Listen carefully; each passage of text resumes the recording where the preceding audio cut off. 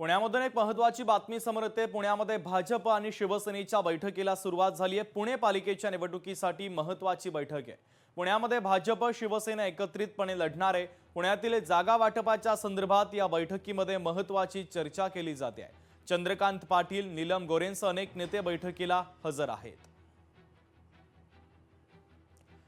तर पुण्यात जागा वाटपाच्या संदर्भात ही महत्त्वाची बैठक आता बोलावण्यात आलेली आहे। भाजप शिवसेना एकत्रित लढणार आहे आणि जागा वाटपाच्या संदर्भात महत्त्वाची चर्चा आजच्या या बैठकीमध्ये केली जाते आहे। तर पुण्यामधील भाजप शिवसेनेच्या बैठकीला आता सुरुवात झालेली आहे।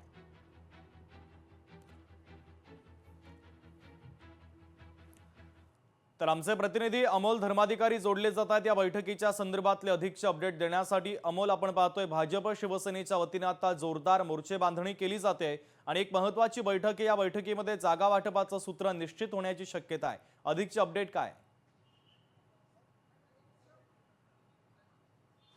खरं तर पुणे महानगरपालिकेच्या निवडणुकीच्या अनुषंगानं पहिलीच बैठक ही भाजप आणि शिवसेना शिंदे गटाची होत आहे आणि त्यामुळे एक महत्त्वाची बैठक मानली जाते। या बैठकीला भाजपकडून मुरलीधर मोहोळ, चंद्रकांतदादा पाटील, त्याचबरोबर शहराध्यक्ष धीरज घाटे, गणेश बेडकर यांच्यासह महत्त्वाचे नेते उपस्थित आहेत।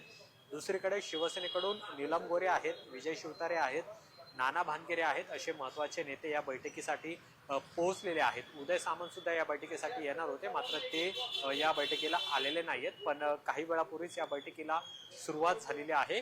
पुणे महानगरपालिकेमध्ये कशा पद्धतीने महायुती म्हणून लढायचं याबाबतची चर्चा केली जाणार आहे। त्याचबरोबर जागा वाटपासंदर्भात देखील चर्चा होणार आहे।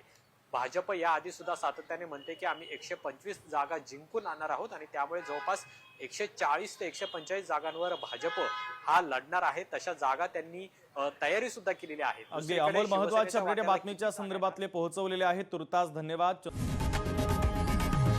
लोकशाही मराठी ऐका, पहा, जागरूक रहा।